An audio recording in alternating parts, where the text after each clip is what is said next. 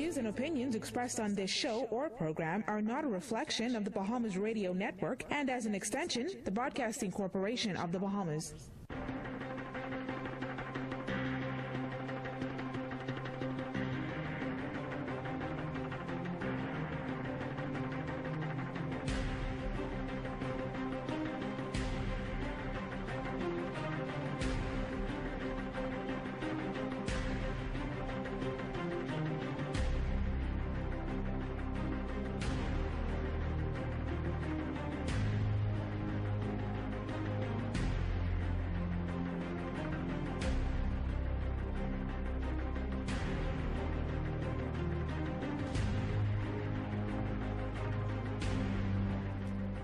Good morning. This is the Darold Miller Live Show. And I'm not Darold Miller, obviously. I'm Minister Vaughn P. Miller, sitting in for your usual host, Mr. Darold Miller. The show this morning brought to you by BTC, TireFlex Star Motors, Dr. John C. North Spine Center of Miami, Family Guardian, 40 Days of Prayer and Fasting with Pastor Jeremiah Duncombe, Window World, and Junkanoo Beach Resort. It's a Thursday, first day in the month of April, year of our Lord, in May, pardon me, year of our Lord, 2014 A.D. My special guest this morning, he serves as the Minister for Foreign Affairs and Immigration, the Honourable Mr. Fred Mitchell. Good morning. Morning. And since it's the 1st of May, which is May Day around the world, it's the day for workers, so I want to say hello to all workers and thank everybody for their contribution of building the country. It's a revolutionary day. Yes. There's huge demonstrations in Istanbul today. Clashes with the government over some issues. Yeah. Mr. Mitchell, good to have you on Darold Miller Live. I just want to apologize to our listening and viewing audience that Mr. Miller, due to circumstances beyond his control en route, some things happened and he was delayed. Right. But he is en route and he should be here shortly. We're living in challenging times, difficult times, as it relates to the world in general, in our country, no different. Foreign affairs and immigration puts you in a hot seat in some instances, and particularly as it relates to immigration matters locally and otherwise. But from a global perspective, and as it relates and how it affects us locally in terms of some of the violence we're experiencing, what are your thoughts on that? Well, you know, it is a very perplexing problem. The Prime Minister had the security chiefs in over the weekend trying to thrash out what additional initiatives have to be taken to get on top of this violence. It is inexplicable and causes a great deal of consternation. But his view is that more pressure, more coercion has to be applied in the areas where this criminal activity is taking place in order to get on top of it. And it's going to require the disciplined forces to apply all of the powers under their control to try and get this under control. I mean, while we try and deal on the larger societal issues. But, you know, it's challenging. I was telling him while we were in Mexico yesterday that a report came through that there was the murder of a British hotel owner in St. Lucia. So throughout the Caribbean, there's this tide of violence. And there seems to be an emotional disconnect on a number of levels in the male population between the ages of 15 and 44, which I don't quite understand. And just talking to the principals of the schools in my area, the constant fighting and the levels of aggression, they are just not equipped to deal with. And so we have to get some behaviorists in. I'm about to have a study done in the Foxville area about this to see what measures we going to have to take in order to get the young male population to understand that they have a commitment to this society.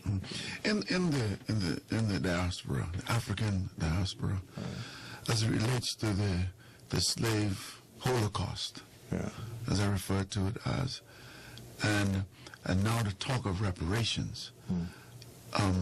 What are the connections historically, if we look at it from a historical perspective, when you look at the descendants of slaves, and a lot of the menace, a lot of the challenges, a lot of the issues are being caused by these descendants?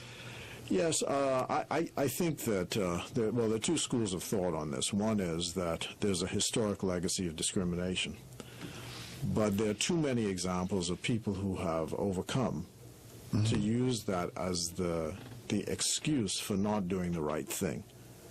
So even while we understand that that is a problem, and there's a legacy of discrimination which still continues today. I mean, I thought, for example, you look at the popularity of weaves and you look at the popularity of bleaching creams, and you say that this is amazing in the year 2014 that this is happening, but that's what people's self-images are about themselves, and so a lot of work has to be done on it. What we don't understand is, why is the young male population so emotionally disconnected from all of the messages of goodwill which the society generates?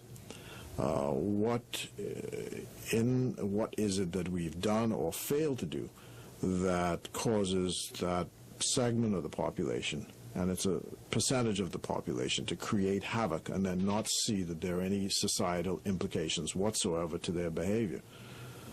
That's the vexing problem, and that's what we have to get on top of. At the same time, of course, we're trying to deal with the self-esteem issues. It's not helpful, of course, that as soon as, you try something, people denigrate that effort. I mean, a lot of people have written in the press and said, what are you all fooling with this reparations thing? But it's an important historical record that has to be set straight, and it's an important discussion which the society needs to have, because it just plagues us, and not much is clear. We've never dealt with it. No. There's a book talked about post-traumatic slavery disorder, something to that effect. And the whole thesis of it was, because it was never dealt with, it's being passed on from one generation to the next, to the next, to the next, until it is dealt with. Well, look, this is a society that still has various demarcations based on color. That happens to be a fact. We see from the recent example in the United States that it's still there. People didn't go away.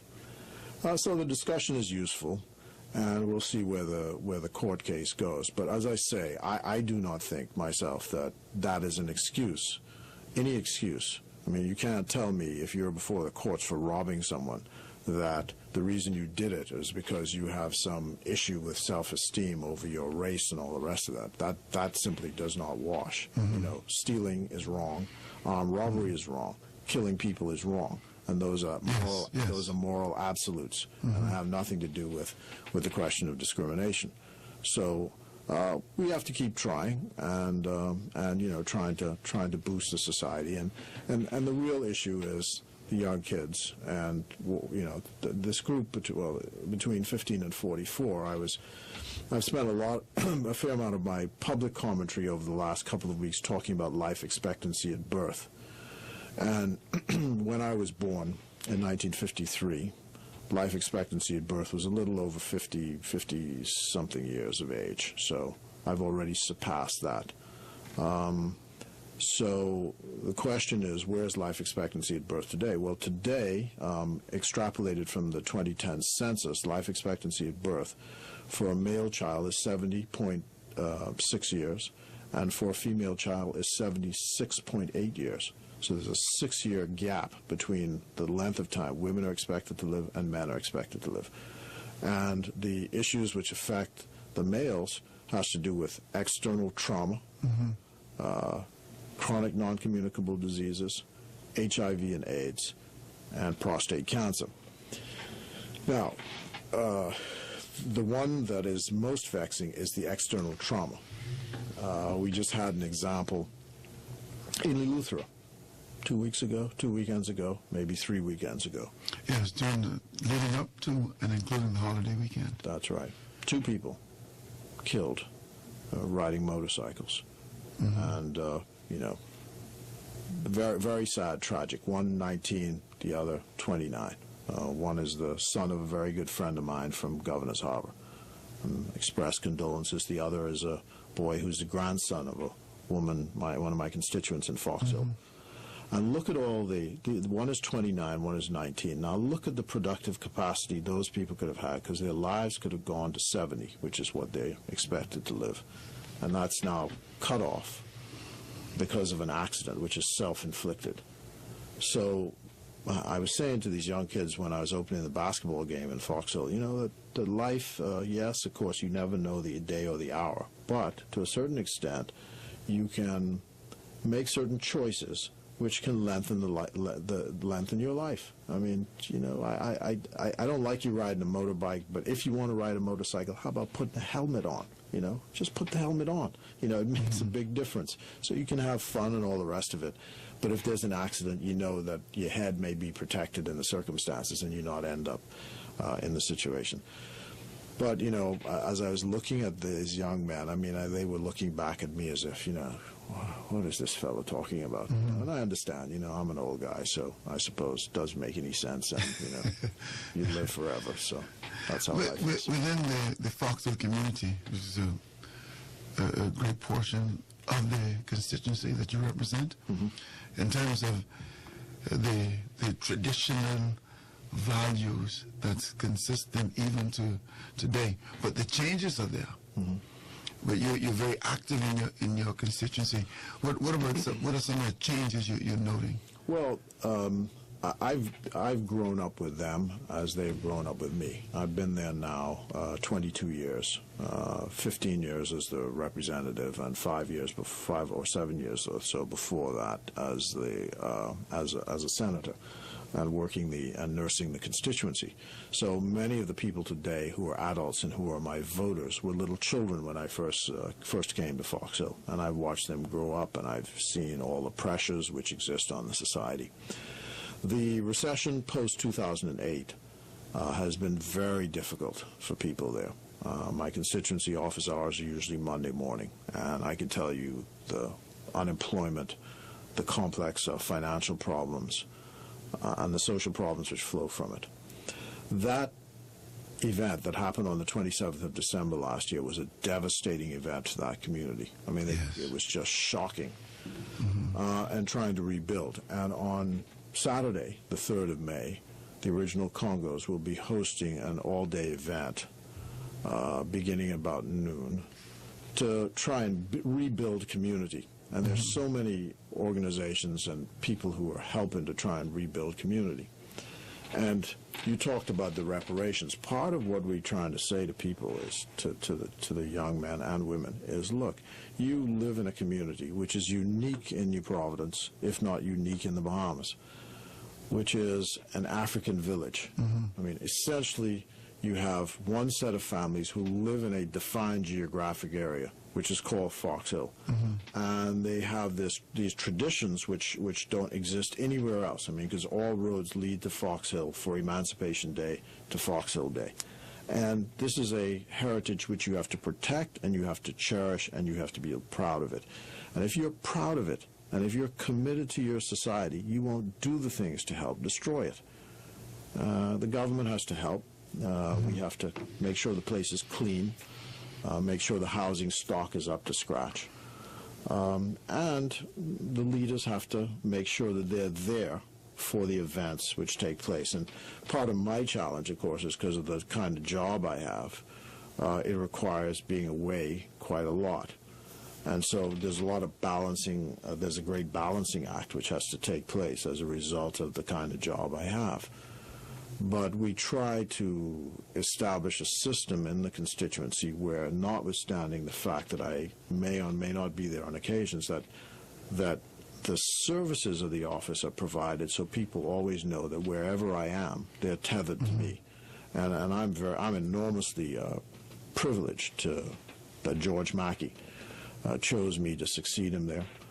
Frank Edgecombe, who just died, all of them and myself got along quite well. Walking in the steps of Lionel Davis, who was the first Fox Hillian to be the Member of Parliament for Fox Hill. So it's a great tradition and heritage. And then Johnny Ann Dorset, who is the granddaughter of Josiah Ramming, she served just before me.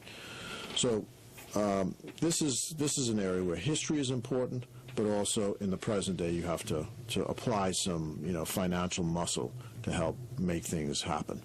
But as you stated earlier, the concept of village that was passed on through the many different generations, the old adage, it takes a village to raise a child. That I grew up in Eleuthera with that same concept of village, the village mentality, the community spirit. Success and progress has seemed to have had some negative effects to that seem to be losing that concept. What are your thoughts on that? Well, look, I was telling you before the program began that I have a connection to Greencastle, which is your home. My grandmother, who I didn't know, was very close to the Wrights, Fred and Carrie Wright. Small world, huh? Yes. And I remember the first time I went there, my mother was an adventuress, and she took her car and put it on the boat. I think it was the Betty K or the 52 miles, one of those. Or the Pheasant. Back in the day, maybe 52 miles. 52 miles, right. Or the Air Pheasant. The Air Swift. Yes, Air Swift, one of those boats. But I think I know we took the 252 miles coming back from Hatchet Bay. I remember that. But anyway, she put the car on the boat. This must have been 1958 or thereabouts. And went to Eleuthera and drove the length and breadth of Eleuthera. And she went to Fred and Carrie Wright's house. We lived with Sybil Fernanda in Roxtown. Wow. Father Guy was then was the priest of the Anglican Church. And so I know the village atmosphere quite well. What I think we didn't appreciate is that, as a matter of public policy, these were areas that have to be protected. I was in Gregory Town once, and I was up on, that visage that looks on the hill, and there's these little children walking out of their homes, going down to school. And I said to myself, I wonder if these little boys and little girls know how privileged they are to be in this pristine environment where they're safe and they can walk to school and walk back, and how we, as public policymakers, have a responsibility to ensure that atmosphere continues. Some people talk about the ill effects of modernization. This is another topic for another time. Well, Mr. Mitchell and listening and viewing audience, I ran my leg. And the time of my departure has come. I've fought a good fight. I've kept the faith. I'm now the host of Darold Miller Live. He's in the house. We take a break, and when we come back, your host, Mr. Darold Miller.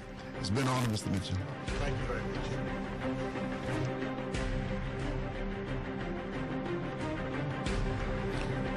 Welcome back to Darold Miller Live here on the ZNS radio and television networks. We want to thank Minister Vaughn Miller for standing in for us, and I want to thank you, Minister Fred Mitchell, for being here promptly. We had an accident that delayed us. Thank God we are here. I believe you have not touched immigration yet.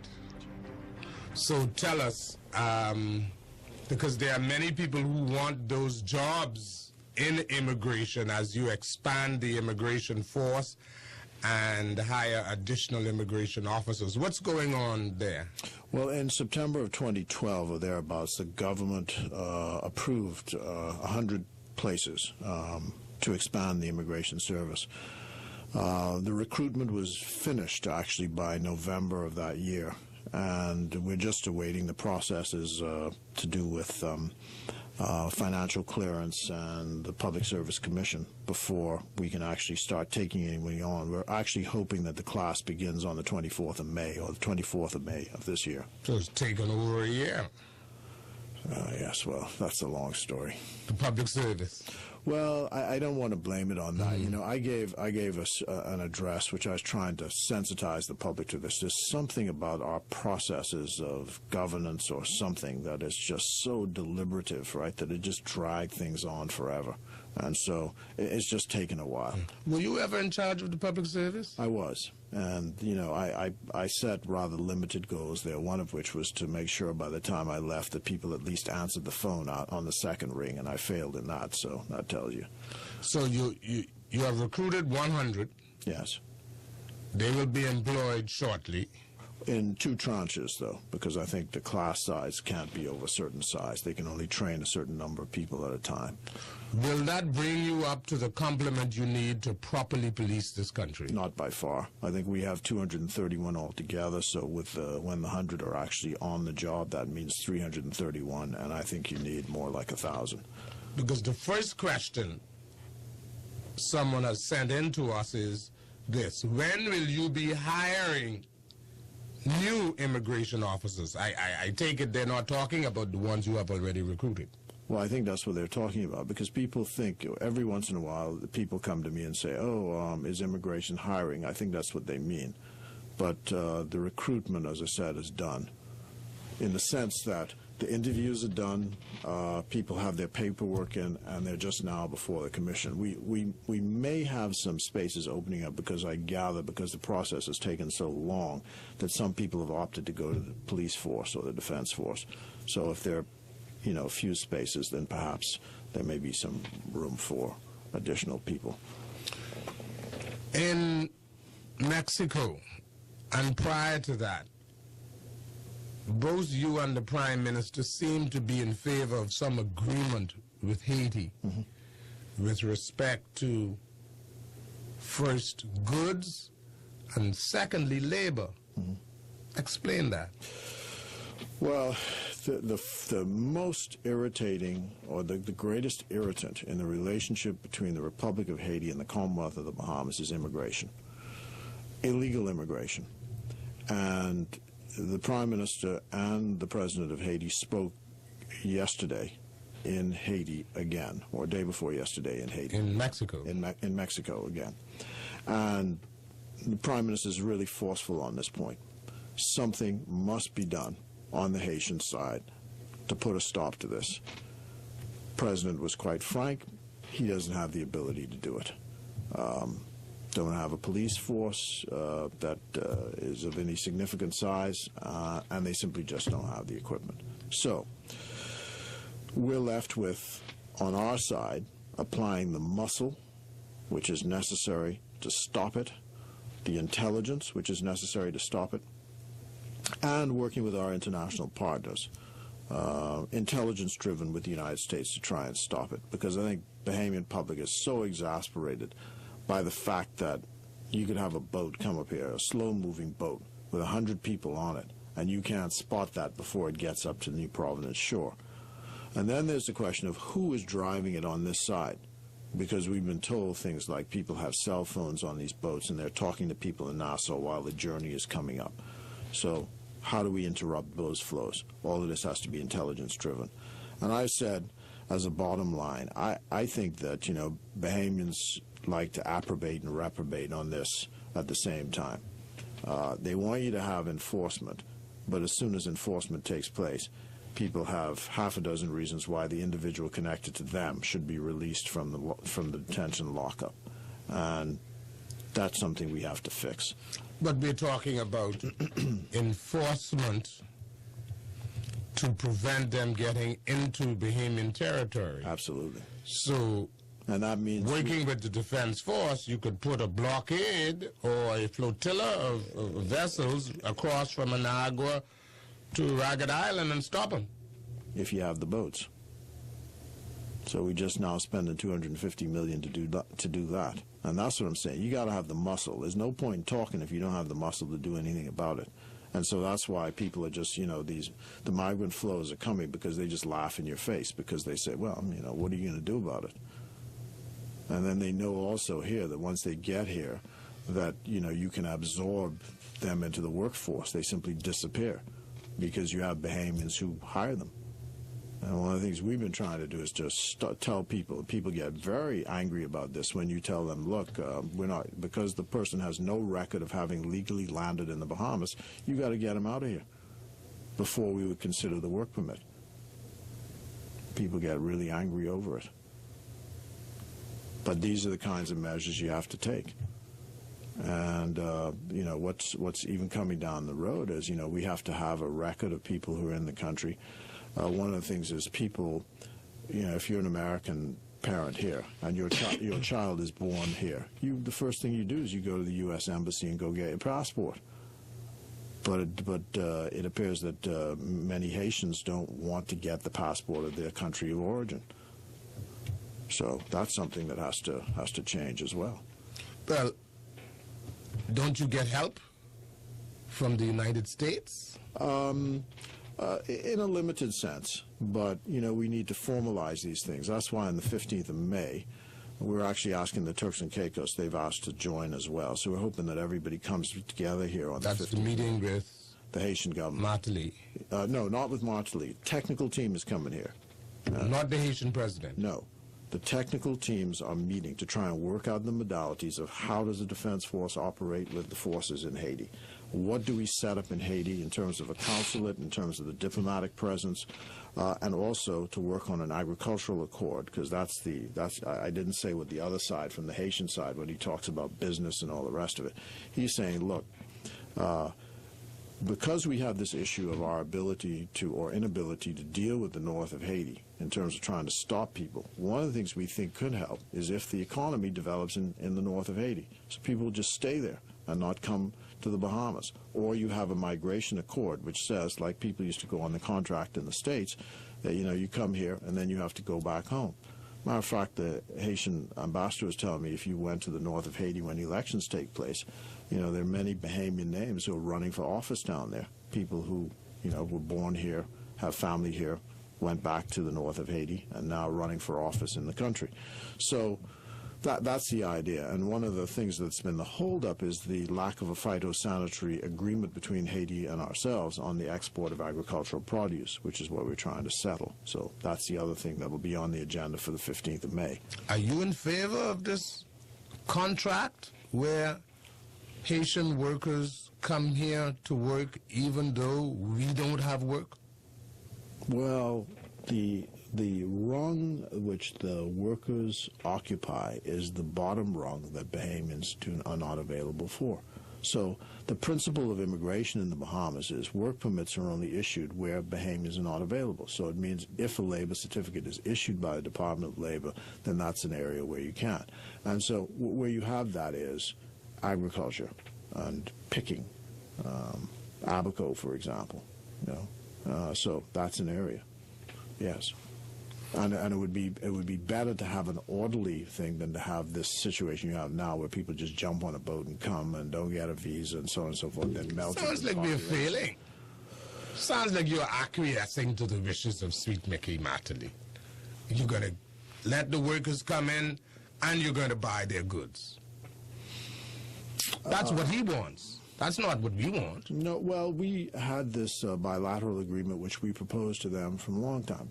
We were saying that no labor could be given, no Haitian labor could be given work permits here in the Bahamas.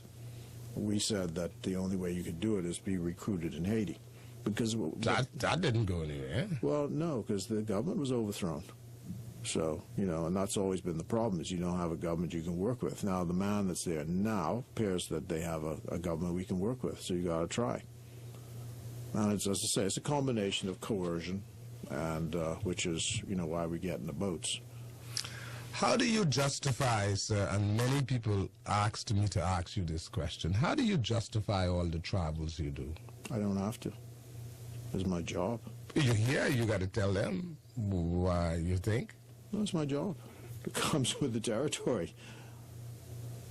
No, I don't think there's anything more that needs to be said about it. I think it's all just political mischief.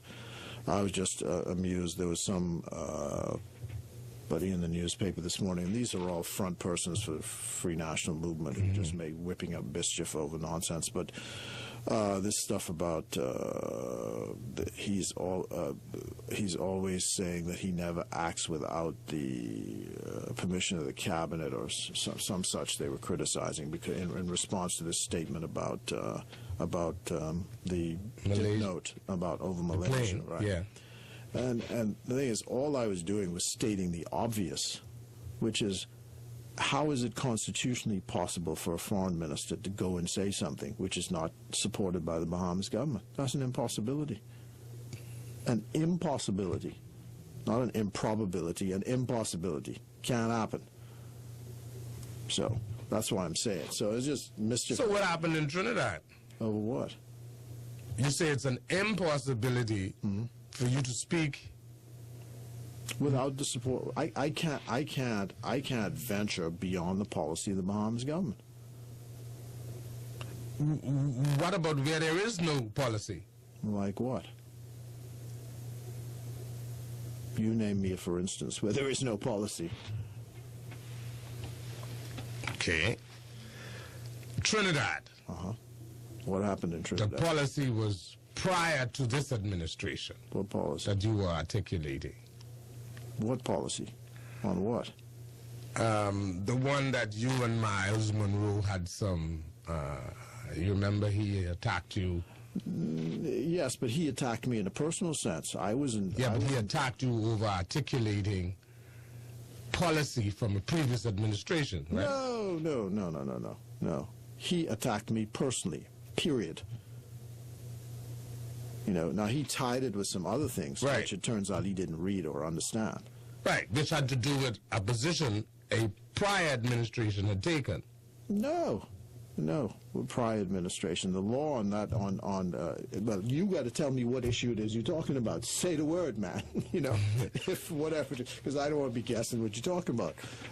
I am talking about the Bahamas' position with respect to non-discrimination against persons because of sexual orientation and gender. Right. Well, that's first. You and he had some tit-tat over that. No. That wasn't it? No. My response to him was entirely based not on what his views are on the subject of LGBT people. That's not my problem. You know, his views are his views. Just don't attack me personally. That's all. That's the only point I made. The only point I made. Now, as far as the policy of the government is concerned, there are a couple of elements to it. The fact is, under the Progressive Liberal Party, the law was changed in 1991. That's what I'm referring to. Right, but that's not a but the government stands. The government is the government, and the law is the law. And in the subsequent votes of the United Nations, was supported by both political parties. So that's all that was said down in Trinidad. But, you know, people get agitated about these things and don't actually read and comprehend what is being said. And also, you know, we live in specific times. You know, we do not live in a bubble, and we don't live in isolation. And so, as a man of the world, he understands that, and I think everybody understands that. I was just speaking to the Christian Council last week. They came to see me, and I made the position clear. But, you know, I'm a lightning rod, and so, you know, they figure that's a soft issue to get at the Progressive Liberal Party on, and so I guess everybody jumps on the bandwagon. So good luck to them. Have you made up? I didn't think there was anything to make of over. I mean, all I saw were comments about him who said I was the greatest thing since sliced bread, so great. I agree with him. I'm sorry, I'm going to hear all about this now. What an arrogant, you know, so-and-so I am afterwards. But the problem is I'm just amused by it. I'm 60 years old. I don't care. You know, I'm having fun. You know, I keep telling the younger ones I'm near the end of my life, so what do I care? You know, I just do the best I can for the country. I wish the kids of this country, this is a great place to have grown up in, an enormous privilege to serve, and I wish these kids could have a life as good as I had.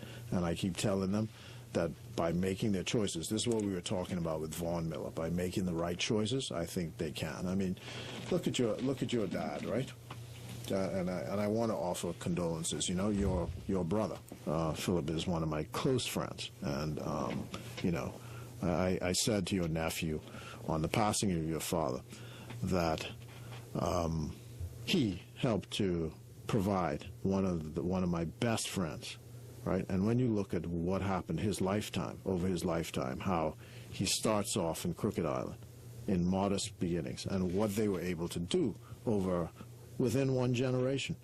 They were able to transform this country to the fact where the two of us are sitting here in the positions we're in now, which would have been impossible, right? So that's the kind of miracle that these kids who are coming behind us have to try and bring about for this country. The rest of this stuff, you know, about who's F&M and who's PLP and whether I want to be prime minister and I don't, and how I think my ego is, so all of that is just nonsense to me. That's important if you want to be prime minister. No, but I'm saying it's not central to the forward movement of this country. You can get distracted by all of that stuff, and that's the point I'm making here, all of the political commentary. I take it seriously. I understand what the political criticisms which are directed toward me, but the central thing remains working for the development of this country, and that's what this is about. For example, one of the reasons why I have to leave shortly is because we have the United Arab Emirates foreign minister in town. He's here for 2 days. I've worked assiduously at trying to massage and to get the Bahamas into an outreach to 3 countries: Qatar, United Arab Emirates, and Saudi Arabia. And in the last year, we've had visits from all those countries. They're places of surplus capital. They have high net worth individuals, all of which are interests for our financial services sector and the use of their sovereign funds for investment either in public or private sector projects here. That's what foreign ministers do. And you can't do it by sitting in Nassau. You have to be on the scene. So the job intrinsically comes with those responsibilities, and you balance them off the best way you can.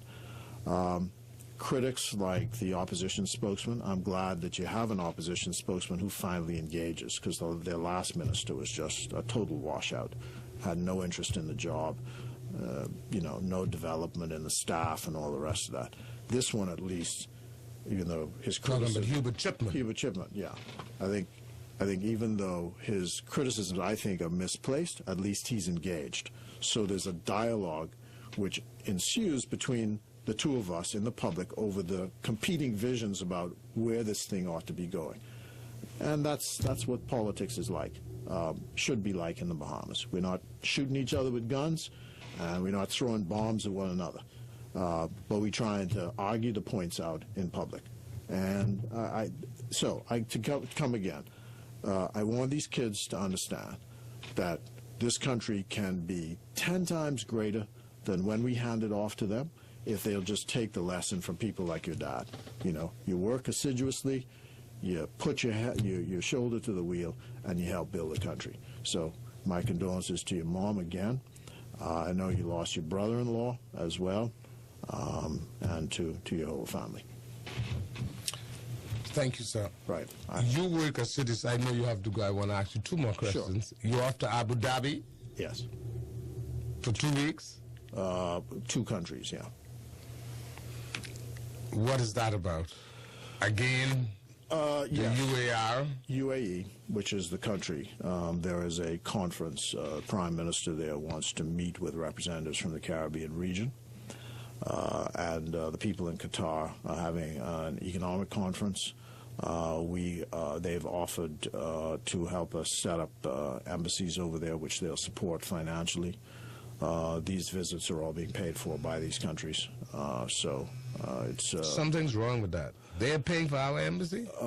Well, no, they're not paying for our embassy. They've offered to do so, yeah. But you don't want to be in their back pockets. Yeah, what the cabinet has said is you got to explore the ifs and ands of this. Well, one of the issues that the CARICOM countries is looking at now is how we share quotas overseas. So a lot of things to do. It's slow going, and we're now at the 2nd year So as soon as I said to my colleagues, year two, once that's done, my attention turns to domestic focus because we start the campaign again for re-election. Okay, I know you have to go. I want a commitment from you. I apologize again for my lateness because of an accident. I want a commitment from you for a return. Yes. When? I can't actually fix the date, but I commit to return. Before budget? Before the budget, yes. And the budget is going to be delivered May 28th? Yes, or thereabouts, yeah. Okay. Whatever the Wednesday is. All right. You are said to be one of the hottest working politicians. You're in your office at 6:30 every morning. Someone told me 6 o'clock. Well, I'm on the road from 4, so but I try to be at my desk by 6:30. Yeah. Okay. Minister, thank you very much. Right. Thank you. All right. Okay. Welcome. We're going to take this break. This is Darold Miller Live. We'll be back right after these messages.